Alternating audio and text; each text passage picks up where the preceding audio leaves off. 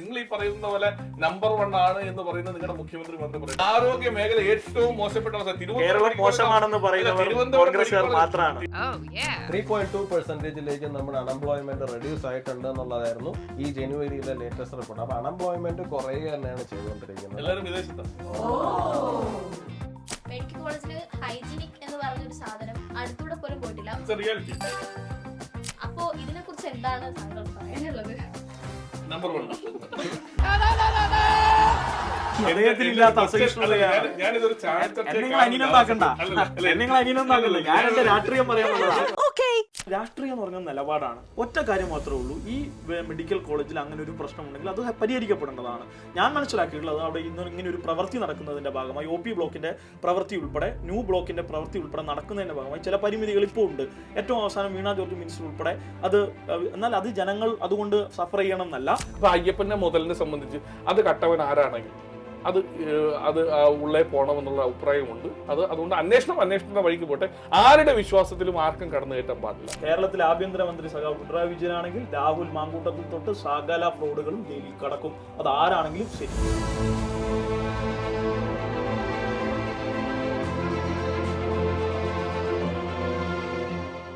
ഞങ്ങളുടെ ഏറ്റവും വലിയൊരു ആശങ്കയാണ് അൺഎംപ്ലോയ്മെന്റ്. അപ്പോൾ സഞ്ജയ് സാർ നേരത്തെ പറഞ്ഞിരുന്നു PSC നിയമനം 3 ലക്ഷത്തോളം ഉണ്ടെന്ന്. അപ്പോൾ എൻ്റെ ഇപ്പോഴത്തെ ചോദ്യം ഗൂഗിൾ സാറിനോടാണ്. കേന്ദ്ര സർക്കാർ 2014 അധികാരത്തിൽ വന്നപ്പം ഏറ്റവും യുവതലമുറയ്ക്ക് മുന്നിൽ വെച്ചിട്ടുള്ള ഏറ്റവും വലിയൊരു മുദ്രാവാക്യമായിരുന്നു പ്രതിവർഷം 2 കോടി ജോലിയുടെ അവസരങ്ങൾ ഉണ്ടാക്കി കൊടുക്കുന്നത്. അപ്പോൾ ഇപ്പോൾ 11 വർഷം കഴിഞ്ഞു അധികാരത്തിൽ വന്നിട്ട് എത്രമാത്രം ജോലി അവസരങ്ങൾ നൽകാൻ കഴിഞ്ഞിട്ടുണ്ട്? അതിന്റെ കണക്കുകളൊന്ന് വിവരിക്കാമോ? കണക്കുകൾ കഴിഞ്ഞ പാർലമെന്റ് തെരഞ്ഞെടുപ്പിനകത്ത് ഞാൻ വളരെ വ്യക്തമായിട്ട് പല ഡിബേറ്റുകളിനകത്തും അവതരിപ്പിച്ചിട്ടുണ്ടായിരുന്നു. പെട്ടെന്ന് ചോദിക്കുമ്പോൾ എനിക്ക് അതിനെക്കുറിച്ചിട്ട് എക്സാക്ട് കണക്കുകളിലേക്ക് പോകുന്നതിനകത്ത് ബുദ്ധിമുട്ടുണ്ട്. ഏതാണ്ട് 40 കോടിയോളം തന്നെ മുദ്രാ ലോൺ തന്നെ കൊടുത്തിട്ടുണ്ടെന്നാണ് ഞാൻ മനസ്സിലാക്കുന്നത്. കണക്ക് എനിക്ക് ഓർമ്മയില്ല കേട്ടോ. ഇനി നാളെ ഇത് ട്രോളായിട്ട് മാറരുത്. കണക്ക് നോക്കി എനിക്ക് കൃത്യമായിട്ട് അറിയാൻ കഴിയുന്ന ഒരു സാഹചര്യം. തൊഴിലവസരങ്ങളുടെ എണ്ണം കുറവാണ്. കൊടുത്ത അവസരങ്ങളുടെ എണ്ണം കുറവല്ല. ഞാൻ പറയാം. ഇപ്പൊ ഞാൻ ഇവിടെ ഇരുന്ന് ഞാൻ ലാസ്റ്റ് ജസ്റ്റ് നോക്കുമ്പോ തന്നെ എന്തായിരുന്നു സഞ്ജീവ് പറഞ്ഞ കാര്യം, സഞ്ജീവ് നേരത്തെ കേരളത്തിലെ മെഡിക്കൽ കോളേജുകളൊക്കെ പറ്റി പറഞ്ഞപ്പോ ഞാൻ ആ കുട്ടിയുടെ മുഖത്ത് വെച്ചിരിക്കുന്നത്. കാരണം ആ കുട്ടി ഉള്ളൂരാണ് താമസിക്കുന്നത്. അപ്പൊ ട്രിവാൻഡ്രം മെഡിക്കൽ കോളേജിന് അടുത്താണ്. തിരുവനന്തപുരം മെഡിക്കൽ കോളേജ് സഞ്ജീവ് എന്റെ നാടാണ് കഴക്കൂട്ടം. ഞാൻ അതുകൊണ്ട് പറഞ്ഞു സഞ്ജീവ് എന്റെ കൂടെ വന്നാൽ മതി. കഴക്കൂട്ടത്തെ ട്രിവാൻഡ്രം മെഡിക്കൽ കോളേജിൽ ഒന്ന് ചെന്ന് കഴിഞ്ഞാൽ, ട്രിവാൻഡ്രം മെഡിക്കൽ കോളേജ് ചെന്ന് കഴിഞ്ഞാൽ ജനങ്ങൾ കട്ടിലിന്റെ താഴെ പോലും കിടക്കുന്ന അവസ്ഥ. ഇല്ലെന്ന് പറയട്ടെ, കട്ടിലിന്റെ താഴെ സീറ്റില്ലാതെ താഴെ പോലും കിടക്കുന്ന അവസ്ഥ. നിങ്ങൾ ഈ പറയുന്ന പോലെ നമ്പർ 1 ആണ് എന്ന് പറയുന്നത് നിങ്ങളുടെ മുഖ്യമന്ത്രി മാത്രം പറയുന്നത്. ആരോഗ്യ മേഖല ഏറ്റവും മോശപ്പെട്ട അവസ്ഥ.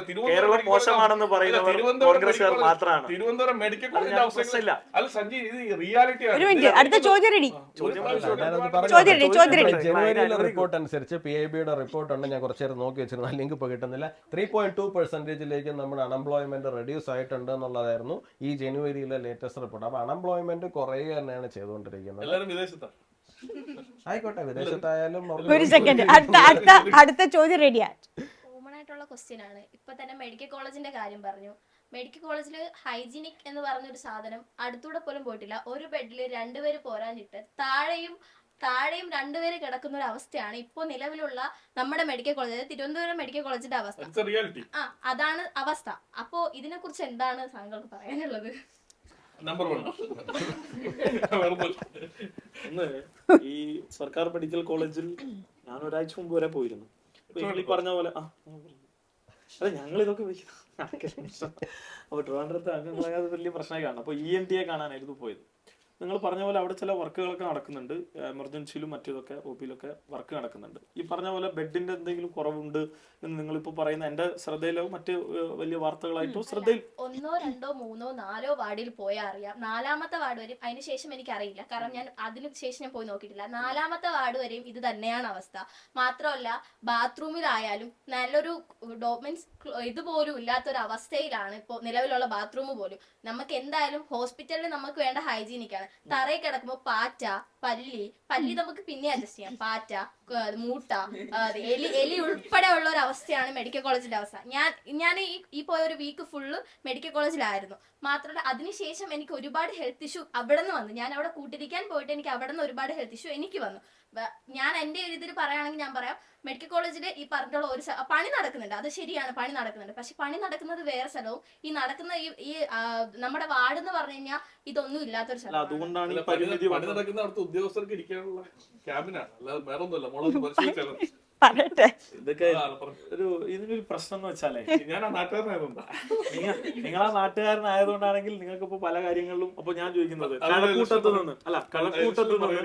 കലക്കൂട്ടത്ത് നിന്ന് ഹൈവേയിലോട്ട് സഞ്ചരിക്കുമ്പോൾ നമ്മൾ അവിടെ കണ്ടിട്ടുള്ള പിന്നെ ഇൻഫോ പാർക്ക്, സൈബർ പാർക്ക്, അതിനെ തുടർന്നുള്ള കാര്യങ്ങൾ, ഞാൻ അതിൽ ഇപ്പൊ ഈ പറഞ്ഞ കഴക്കൂട്ടത്തുകാരനായതുകൊണ്ടൊന്നും പറഞ്ഞതാ. അത് കഴിഞ്ഞ 10 വർഷത്തിലുണ്ടായ മാറ്റങ്ങൾ എന്തൊക്കെയാണെന്ന് നമുക്കറിയാം. ഇപ്പൊ ഈ പറഞ്ഞ കാര്യം, ഇവിടെ ഒരു വർക്ക് നടക്കുന്നുണ്ട്. ഞാൻ നേരിട്ട് പോയപ്പോൾ കണ്ടൊരു കാര്യം, വർക്ക് നടക്കുന്നുണ്ട്. ഞാൻ അപ്പോഴും നിങ്ങൾ ഈ പറഞ്ഞ കാര്യങ്ങൾ എന്താണ്, നമ്മളിപ്പോൾ സ്വാഭാവികമായിട്ടും കേരളത്തിൽ നമ്പർ 1 ആണെന്ന് പറയുന്നത് കേരളത്തിലെ LDF CPM ഉണ്ടാക്കിയെടുത്ത് അതിനെ പ്രൊജക്റ്റ് ചെയ്യാന്നുള്ളതല്ല. കേരളത്തിലെ ജനങ്ങൾ സാംസ്കാരികപരമായി, ഈ പറഞ്ഞ ആരോഗ്യപരമായി, വിദ്യാഭ്യാസപരമായി നമ്പർ 1 ആണ്. അത് ഇഷ്ടപ്പെടാത്ത ആളുകൾ ഉണ്ടാവും, അതിന് വേറെ പ്രശ്നമില്ല. അവരെയും ഞങ്ങൾ എന്താ പറയുക ബോധ്യപ്പെടുത്തുക എന്നുള്ളത് ഞങ്ങളുടെ ഉത്തരവാദിത്തമാണ്. കാരണം അത് ഇഷ്ടപ്പെടുന്നില്ല. നിങ്ങളെ പോലുള്ള ഒരാൾ പാടില്ല. ഒരു സംഘപരിവാരക്കാരൻ അപ്പുറത്തിരിക്കുന്നു, അദ്ദേഹത്തിന് ഇല്ലാത്ത അസഹിഷ്ണുതയാണ്. നിങ്ങൾ അനിയനുണ്ടാക്കണ്ട, നിങ്ങൾ അനിയനൊന്നാക്കണ്ട. ഞാൻ എന്റെ രാഷ്ട്രീയം പറയാൻ വന്നതാണ്. ചോദ്യത്തിന് ഉത്തരം പറയാ, ചോദ്യത്തിന് ഉത്തരം പറയാൻ നിങ്ങൾക്ക് ഇഷ്ടപ്പെടുന്നില്ല. ഞാനത് പറയുന്നില്ല, റിയാലിറ്റി ബോധ്യപ്പെടുത്താൻ ആ കുട്ടി അനുഭവത്തിന്റെ ഞാൻ ആ കുട്ടിയുടെ അനുഭവത്തിൽ അടിച്ചേൽപ്പിക്കില്ലല്ലോ. ഞാൻ അങ്ങനെ ഒരു കാര്യം പറഞ്ഞിട്ടില്ലല്ലോ. ഞാൻ പറയാത്തത് നിങ്ങൾ പറയല്ലേ. നിങ്ങളുടെ വാക്കുകൾ എന്റെ വായിൽ വെക്കരുത്. പിന്നെ അതോടൊപ്പം തന്നെ നിങ്ങൾ പറയുന്ന രാഷ്ട്രീയം എന്ന് പറഞ്ഞ നിലപാടാണ്.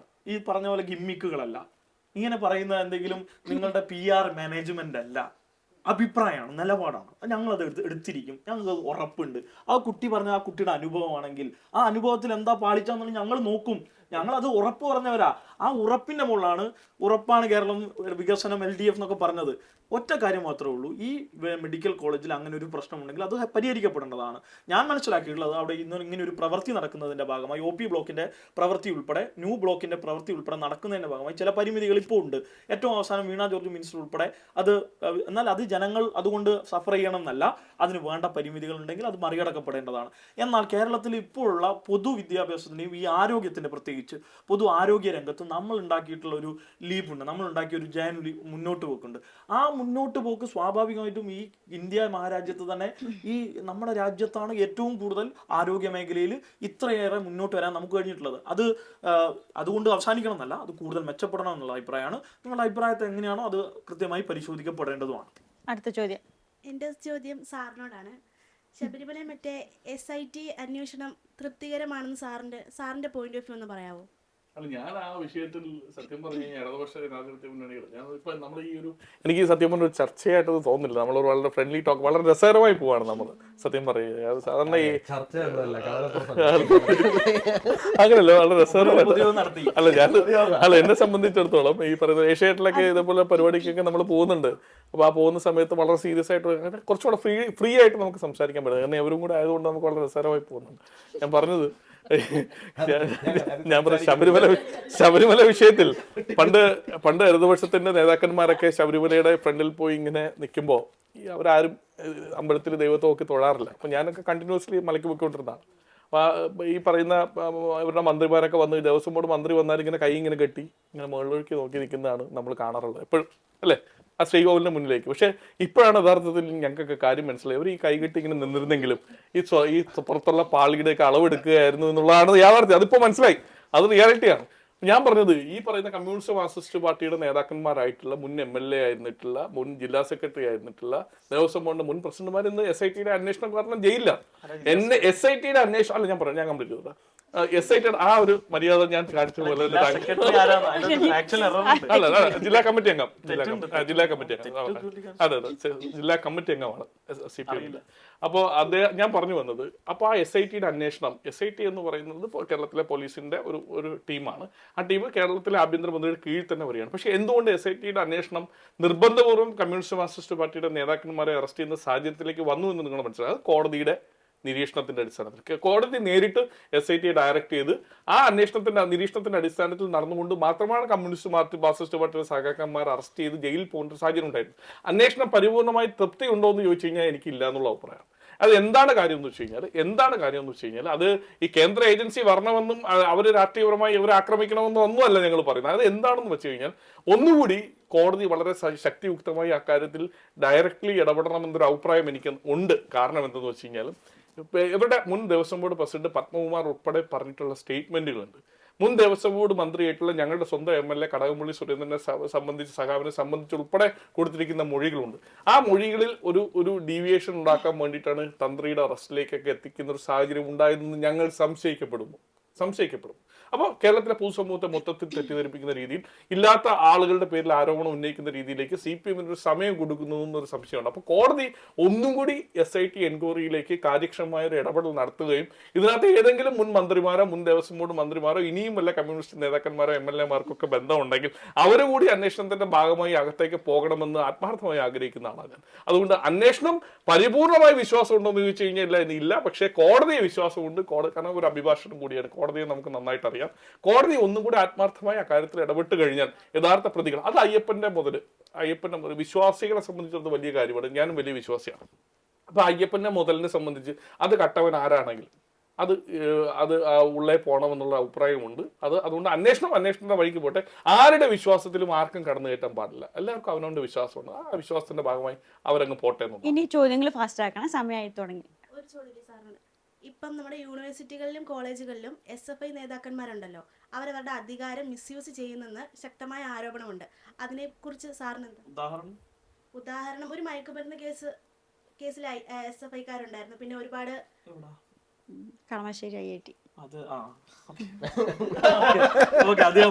അതിലേക്കാണ്. സാറിന് അതിനെപ്പറ്റി എന്താ? ഞാൻ SFIയുടെ സംസ്ഥാന സെക്രട്ടറി ആയിരിക്കുമ്പോഴേ വന്ന ഉടനെയാണ് ഈ കളമശ്ശേരി അയക്കുന്നത്. എന്താ വിഷയം എന്ന് അറിയോ?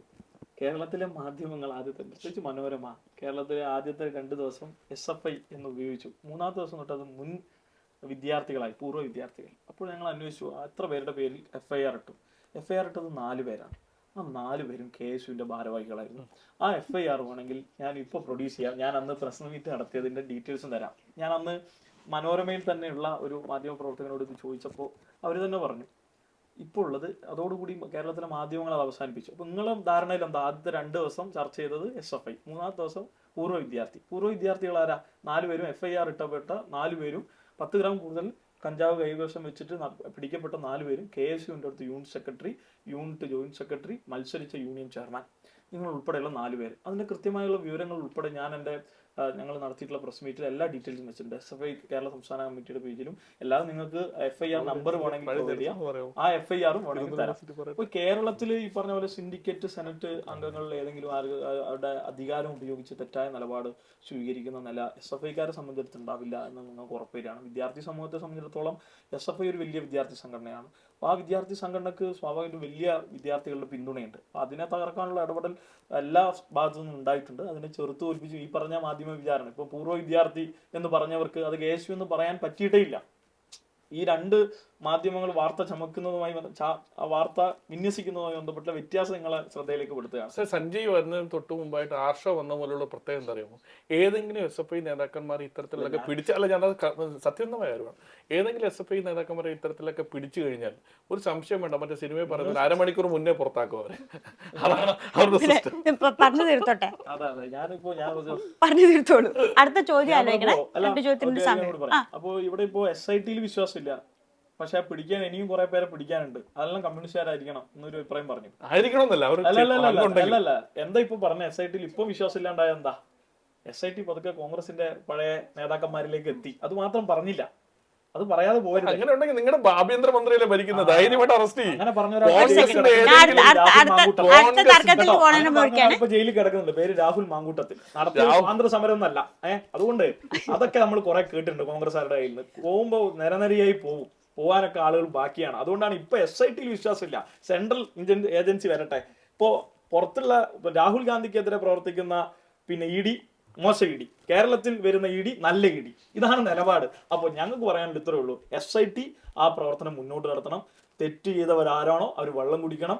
ഇതുപോലെ കേരളത്തിലെ ആഭ്യന്തരമന്ത്രി സഖാവ് പിണറായി വിജയനാണെങ്കിൽ രാഹുൽ മാങ്കൂട്ടത്തിൽ തൊട്ട് സകല ഫ്രോഡുകളും ജയിലിൽ കടക്കും. അത് ആരാണെങ്കിലും ശരി. അടുത്ത ചോദ്യം, ഇനി ഒരു ചോദ്യം കൂടിയേ ഉള്ളേ, ചോദിച്ചോളൂ.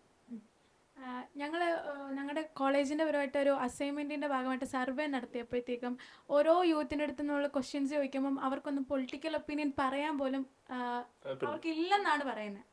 അപ്പം ഇന്നത്തെ യുവാക്കൾക്ക് രാഷ്ട്രീയ അഭിപ്രായം ഇല്ല എന്നതാണോ യാഥാർത്ഥ്യം, അല്ലെങ്കിൽ ഉണ്ടെങ്കിലും അത് പറയാൻ ഭയപ്പെടുന്നത് എന്നുള്ളതാണോ ഇപ്പോഴത്തെ സാഹചര്യത്തിൽ നിലവിലുള്ളത്?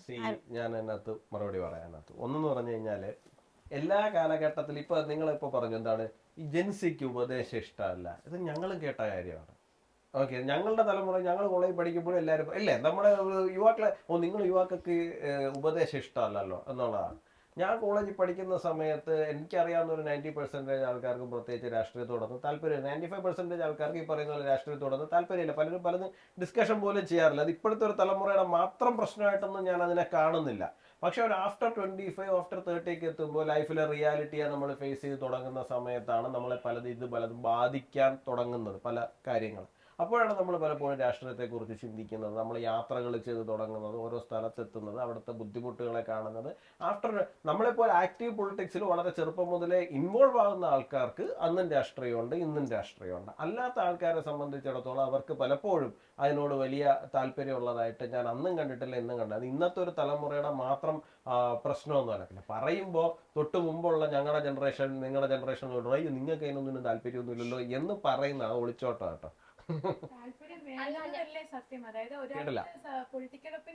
തീർച്ചയായിട്ടും അത് വേണ്ടതല്ല എന്നല്ല ഞാൻ പറഞ്ഞത്, വേണ്ടതാണ്. പക്ഷെ ഞാൻ മനസ്സിലാക്കുന്നിടത്തോളം ഒരു പരിധി വരെ എല്ലാ തലമുറയും അങ്ങനെയൊക്കെ തന്നെയാണ് പൊക്കോണ്ടിരുന്നത്.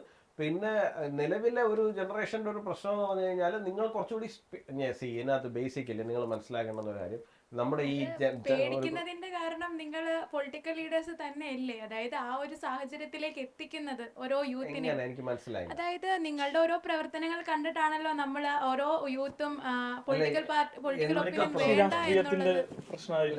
എനിക്ക് തോന്നുന്നു എനിക്കത് കുറച്ചും കൂടി പറയാൻ പറ്റുമെന്ന് തോന്നുന്നു, അവരോട് കണക്ട് ചെയ്ത് നിൽക്കുന്ന ഒരാളെന്നോ നിലയിൽ. അപ്പോ അല്ല, ഞാൻ മനസ്സിലാക്കിയിട്ടുള്ള ഒരു കാര്യം കണ്ടാ തോന്നില്ല, അതാ അതൊരു പ്രശ്നമാക്കണ്ട അത്ര വശമുള്ളൂ. അപ്പോ വിഷയം എന്ന് വെച്ചാല് ഈ പറഞ്ഞ പോലെ ഈ കൂടിയിരിക്കുന്ന എല്ലാവർക്കും രാഷ്ട്രീയ അഭിപ്രായം ഉണ്ടെന്ന് ഉറച്ച് ഞാൻ വിശ്വസിക്കുന്നുണ്ട്. കക്ഷി രാഷ്ട്രീയത്തിന്റെ അഭിപ്രായം ഉണ്ടാവില്ല, പക്ഷെ ഒരു വിഷയത്തിന്റെ മുകളിൽ ഒരു അഭിപ്രായമുള്ളവരാണ് എല്ലാവരും എന്നുള്ളത് തന്നെയാണ്, പ്രത്യേകിച്ച് ഇന്നത്തെ വിദ്യാർത്ഥികൾ എന്നുള്ളതാണ്. അപ്പൊ അടുത്തായിട്ട് ഒരു ചർച്ചയിൽ പങ്കെടുത്ത് ജൻസികൾക്ക് എന്താണ് ജൻസികളെ തീപിടിപ്പിക്കുന്നതുണ്ട് എന്നൊരു ചർച്ചയിൽ പങ്കെടുക്കുന്നുണ്ടായി. അപ്പൊ ജൻസികളായിട്ടുള്ള തലമുറയിൽപ്പെട്ട ആളുകൾക്ക് കഴിഞ്ഞ തലമുറയിൽ നിന്ന് ഇന്നത്തെ തലമുറയിൽ നിന്നും വളരെ വ്യത്യസ്തമായിട്ടുള്ള ഒരു ചിന്താശേഷിയുള്ളവരാണ്. ആ ചിന്ത എന്ന് പറയുന്നത് വളരെ പീസ്ഫുള്ളായി, ബ്ലിസ്ഫുള്ളായി, സന്തോഷത്തോടുകൂടി, സമാധാനത്തോടുകൂടി തൻ്റെതായിട്ടുള്ള ഒരു ട്രൈബിനെ കണ്ടെത്തി അവരോടൊപ്പം ചെലവഴിച്ച് വളരെ സന്തോഷത്തോടു കൂടി ജീവിക്കാൻ ആഗ്രഹിക്കുന്നവരാണ്. എല്ലാവരും അങ്ങനെ ആഗ്രഹിക്കുന്നുണ്ട്, ഇന്നത്തെ തലമുറ പ്രത്യേകിച്ച്. അപ്പൊ അതുകൊണ്ട് തന്നെ അതിൽ കൂടുതൽ വയലൻസ്, കുറെ പീസ്, എല്ലാവരും സമാധാനത്തോടു കൂടി അങ്ങനെയൊക്കെ ഒരു കാഴ്ചപ്പാടാണ് അവർക്ക്. പ്രത്യേകിച്ച് അവരുടെ വാക്കുകൾ, ടെർമിനോളജി നിങ്ങൾ ശ്രദ്ധിച്ചാൽ മതി. ബ്ലിസ്ഫുൾനെസ്, വളരെ കാം ആൻഡ് ക്വയറ്റ് ആയിട്ട് അവരിപ്പോ ഇന്നിപ്പോ ഏറ്റവും കൂടുതൽ ആളുകൾ ഇഷ്ടപ്പെടുന്നത് ഇത്തരത്തിലുള്ള പുതിയ കാലത്തിലുള്ള ഈ മാറ്റങ്ങൾക്കനുസരിച്ച് ഇപ്പൊ പഴയ അത് സഞ്ജീവ് ഞാൻ പറഞ്ഞത് അതിനകത്ത് എന്താണെന്നറിയാം, ഞാൻ വേറൊരു ആംഗിളിൽ ഞാൻ പറയാം. പണ്ട് ജനറേഷൻ ഗ്യാപ്പ് ഉണ്ടാകുന്ന ഒരു 30 വർഷത്തിലാണ്, ഇന്ന് ജനറേഷൻ ഗ്യാപ്പ് ഉണ്ടാകുന്ന 5 വർഷത്തിലാണ്. നിങ്ങൾക്ക് ഇപ്പൊ 5 വർഷം മുമ്പുള്ള തലമുറ, നിങ്ങളെക്കാൾ 5 വയസ്സ് ഇളയത് എങ്ങനെ ചിന്തിക്കുന്നത് നിങ്ങൾക്ക് മനസ്സിലാവില്ല. കാരണം പണ്ട് ഓപ്ഷൻസ് കുറവാണ്. ഇപ്പൊ നിങ്ങൾ പഴയ സിനിമകൾ നോക്കിയാൽ മതി, ടൈപ്പ് പഠിക്കാൻ പോകുന്ന ആൾക്കാരെ കാണും. ഒരു 20 വർഷത്തെ ട്രെൻഡ് ആ ടൈപ്പ് പഠിത്തമായിരുന്നു. ഓക്കെ, ഇന്ന് നമ്മൾ ഈ വർഷം പഠിക്കുന്ന കോഴ്സ് അല്ല നിങ്ങൾ അടുത്ത വർഷം പഠിക്കാൻ വേണ്ടിയിട്ട് പോകുന്നത്. അപ്പൊ നിങ്ങൾ വളരെ ഫാസ്റ്റാണ്. ഇപ്പൊ ഞാൻ +2 പഠിക്കാൻ പോകുന്ന സമയത്ത് കമ്പ്യൂട്ടർ സയൻസ് ആണ് പഠിക്കാൻ പോകുന്നത്. എൻ്റെ ക്ലാസ്സിനകത്ത് ഫസ്റ്റ് +1 വെച്ച് സാർ ഒന്ന് ചോദിച്ചു, കമ്പ്യൂട്ടർ ഓൺ ചെയ്യാൻ ഓഫ് ചെയ്യാൻ അറിയാവുന്ന എത്ര 80% ആൾക്കാർക്ക് അറിയില്ല. കാരണം പറയോ എന്ന് വെച്ചാൽ ടെക്നോളജി ഒരു വർഷം കൊണ്ട് ഇതിനെ റിപ്ലേസ് ചെയ്യാം, ഈ പഠിക്കുന്ന കോഴ്സിനെ റിപ്ലേസ് ചെയ്യാം. എന്റെ മോൻ വളരെ ഭംഗിയായിട്ട് യൂട്യൂബ് ഒക്കെ എടുത്ത് വെച്ചിട്ട് അവന് വേണ്ട കാര്യങ്ങൾ കാണുന്നത് ഞാൻ കാണുന്നുണ്ട്. അവൻ 6-7 വയസ്സേ ഉള്ളൂ. +1 പഠിക്കുമ്പോൾ നമുക്ക് അറിയില്ല ഒരു ഫോൾഡറിൽ നിന്ന് ഒരു ഫയല് കോപ്പി ചെയ്ത് ഇപ്പുറത്ത് കൊണ്ടുവന്ന് പേസ്റ്റ് ചെയ്യണം എന്നുള്ള കാര്യം ഒരു ദിവസം മുഴുവൻ വായിച്ചു പഠിച്ചാൽ പോലും ആ കുട്ടി ഉദ്ദേശിച്ച് ഇതൊന്നും അല്ല എന്നുള്ളതാണ് ഞാൻ മനസ്സിലാക്കുന്നത്. ഞാൻ മനസ്സിലാക്കുന്നത് ക്യാമ്പസിനകത്ത് അല്ലല്ല, ഞാൻ ക്യാമ്പസിനകത്ത് അഭിപ്രായം പറഞ്ഞു കഴിഞ്ഞാൽ തല്ല് കിട്ടുമെന്നൊരു പേടി ഉണ്ട്, അതല്ല അത് അതാണ് അത് എല്ലാ കാലത്തും അല്ലല്ല അത് അങ്ങനെ ഒരു അഭിപ്രായം. അത് ക്യാമ്പസ് എന്നുള്ള സ്ഥാനത്തിലേക്ക് അല്ലെങ്കിൽ അക്രമ രാഷ്ട്രീയം എന്നുള്ള സ്ഥാനത്തിലേക്കല്ല. കൊണ്ട് പഠിത്തം നിർത്തിയ ആളാണ്. പോളിടെക്നിക് പഠിക്കാൻ പോയിട്ട് ഒരു വർഷം കൊണ്ട് ഞാൻ കുറെ കോളേജ് പഠിച്ച. അല്ല ഞാൻ പറയാം, ഈ അക്രമ രാഷ്ട്രീയം എന്നുള്ളതിനേക്കാൾ അപ്പുറത്തേക്ക് ചിലപ്പോൾ അതൊക്കെ ആയിരിക്കും നിങ്ങളെ പറ്റി അഭിപ്രായം പറയാനായിട്ട് ഭയപ്പെടുത്തുന്ന കാര്യം. പക്ഷെ അതിനേക്കാൾ അപ്പുറത്തേക്ക് നമുക്ക് എല്ലാ രീതിയിലും അഭിപ്രായം പറയാൻ വേദികളുണ്ട്, സ്വാതന്ത്ര്യമുണ്ട്. ഇപ്പൊ തന്നെ നിങ്ങൾക്ക് ഇവിടെ വന്ന് ഞങ്ങളോട് കുറച്ചും കൂടെ ഫ്രീ ആയിട്ട് സംസാരിക്കാൻ പറ്റും. ഈ പറയുന്ന പോലെ രാഷ്ട്രീയ നേതാക്കന്മാർ ആരെ കണ്ടാലും വർത്തമാനം പറയുന്ന അഭിപ്രായം എനിക്കുണ്ട്. നിങ്ങളെ കണ്ടു കഴിഞ്ഞാൽ പ്രത്യേകിച്ച് നിങ്ങൾ മാധ്യമപ്രവർത്തകരായിട്ടുള്ള ആളുകൾ നിങ്ങൾ അവരോട് സംസാരിക്കാം. ഞാൻ നല്ല സമയം കൊടുത്തു.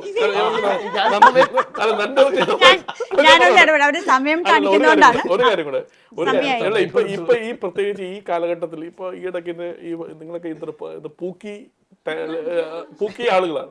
ഈ പൂക്കി ഇതാണ് ഇതെന്താ സംഭവം എന്ന് പറയുന്നത് ഞാൻ വളരെ ഈ അടുത്ത കാലത്താണ് ഈ ഐറ്റത്തെ പറ്റി മനസ്സിലാക്കിയത്. കാരണം എന്നോട് ഈ പറയുന്ന നമുക്ക് എന്റെ ഫാമിലിയിൽപ്പെട്ട തന്നെ ഒരു കുട്ടി ഇങ്ങനെ പറഞ്ഞു സാധനം ഇത് പറയാം. അപ്പൊ ഞാനിത് എന്താണെന്ന് അന്വേഷിച്ച് പിടിച്ച് അവസാനം ChatGPT തന്നെ ഞാനും സ്വാധീനിച്ചു. 8 കോടി രൂപ ചെലവഴിച്ച് കനകോലും ഇല്ലേ മൂപ്പര് പറഞ്ഞു. അല്ല ഇതെന്താ ഐറ്റം എന്നുള്ള സാധനം. അപ്പൊ നമ്മളിത് ഈ പൂക്കി കാലഘട്ടത്തിലേക്ക് പുതിയ തലമുറ എന്താ അവരുടെ പ്രശ്നം? ഈ നാട്ടിൽ ഒരു ഫ്ലഡ് വന്നപ്പോൾ, ഈ നാട്ടിൽ കോവിഡ് വന്നപ്പോൾ ഏറ്റവും കൂടുതൽ ഇറങ്ങി നിന്ന് പിള്ളേർ സെറ്റാന്നേ. അവർക്ക് ഈ പറയുന്ന പോലെ പണ്ടത്തെ കാലത്തെ ആളുകൾ കുറ്റപ്പെടുത്തുന്ന പോലെ പിള്ളേർക്കൊന്നും ഒരു പ്രശ്നമില്ല. അവർ ചിലപ്പം പത്രം വായിക്കുന്നുണ്ടാവില്ല, പക്ഷെ അവർ മൊബൈൽ വാർത്തയെല്ലാം കാണുന്നുണ്ട്. ഈ പറയുന്ന പോലെ ഈ TV കാണുന്നുണ്ടാവില്ല, പക്ഷെ അവർ യൂട്യൂബിൽ വാർത്ത കാണുന്നുണ്ട്, അല്ലെങ്കിൽ യൂട്യൂബിൽ അവർ അപ്ഡേറ്റ് ആണ്, ലോക കാര്യങ്ങൾ അവർ അറിയുന്നുണ്ട്. അപ്പൊ അവരെ ആരെയും കുറ്റപ്പെടുത്തേണ്ട കാര്യമില്ല. ഈ പറയുന്ന പോലെ ചിലപ്പോൾ ഈ ട്രോളിലൂടെ ആണെങ്കിലും ഈ പറയുന്ന കൃത്യമാണ് ട്രോളിലൂടെ ആണെങ്കിലും കാര്യങ്ങൾ മനസ്സിലാക്കാൻ അവർ ശ്രമിക്കുന്നുണ്ട്. അവരെ മനസ്സിലാക്കാൻ ബാക്കിയുള്ള ആളുകൾ, കുറ്റപ്പെടുത്തുന്ന ആളുകൾ തയ്യാറാകണം, അല്ലെങ്കിൽ അവരുടെ പാരന്റ്സ് തയ്യാറാകണം, അല്ലെങ്കിൽ അവരുടെ ബന്ധുക്കൾ തയ്യാറാകണം എന്നൊരു അഭിപ്രായമാണ് ഞങ്ങൾക്കുള്ളത്. അതുപോലെ തന്നെ പൊതുസമൂഹം കൂടെ തയ്യാറായി കഴിഞ്ഞാൽ വളരെ ക്ലിയർ ആയിട്ട് എല്ലാം ക്ലിയർ കട്ടായിട്ട് മാറും. അതുപോലെ രാഷ്ട്രീയം നിങ്ങളും കൂടെ മനസ്സിലാക്കണം, പൊളിറ്റിക്സ് മനസ്സിലാക്കണം. പൊളിറ്റിക്സിൽ അപ്പോഴപ്പോഴും ഓരോന്ന് പറയുന്ന വികസനം പറഞ്ഞിട്ട് വികസനം നടക്കാത്തതും, ഈ പറയുന്ന പോലെ പറയുന്നതല്ല നമ്പർ 1 പറഞ്ഞിട്ട് ഒന്നും ഇല്ലാത്തതും, ഈ പറയുന്ന പോലെ എന്തോ ഇവിടെ മലമറിക്കുന്നു ഇതൊന്നും ഇല്ലാത്ത, ഇതെല്ലാം തിരിച്ചറിയാൻ നിങ്ങളും കൂടെ തയ്യാറായി കഴിഞ്ഞാൽ സമ്പൂർണ്ണം ക്ലിയർ ആവും. നിർത്താം. മൂന്ന് രാഷ്ട്രീയ പാർട്ടികളുടെ പ്രതിനിധികൾക്കും ഒരു കാര്യം ഉറപ്പായിരുന്നു, ജെൻസികൾക്ക് നിലപാടില്ല എന്ന ഒരു വിമർശനം അല്ലെങ്കിൽ ഒരു വിചാരം ഒരു പാർട്ടിക്കുമില്ല. കാരണം പുറത്തിറങ്ങി പറയുന്ന ഫേസ്ബുക്ക് പോസ്റ്റിനപ്പുറത്ത് അല്ലെങ്കിൽ ഇടുന്ന റീലുകൾക്കപ്പുറത്ത് ചുറ്റും നടക്കുന്നത് എന്താണെന്ന് അറിയുന്നവർ തന്നെയാണ് ഈ യുവതലമുറ. അത് വ്യക്തമാക്കുന്നതായിരുന്നു അവരുടെ ചോദ്യങ്ങളും അവരുടെ ആശങ്കകളും. അവരെ സംബന്ധിച്ചിടത്തോളം അവരുടെ കയ്യിലുള്ള ഏറ്റവും വലിയ ആയുധം വോട്ട് ചെയ്യാനുള്ള അവകാശമാണെന്നും നേതാക്കൾ പറയാതെ പറഞ്ഞു വെക്കുന്നുണ്ട്. ഏതാണ് ശരി, ഏതാണ് തെറ്റ്, ഏതിൻ്റെ ഒപ്പം നിൽക്കണം എന്ന തോന്നലിൻ്റെ അടിസ്ഥാനത്തിൽ വോട്ടവകാശം വിനിയോഗിക്കുന്ന യുവജനതയാണ് ഇനി മുന്നോട്ടുള്ള നാളുകളിൽ രാജ്യത്തിന് വഴികാട്ടിയാവുക. സംവാദത്തിൽ പങ്കെടുത്ത എല്ലാവർക്കും നന്ദി. Subscribe to One India and never miss an update.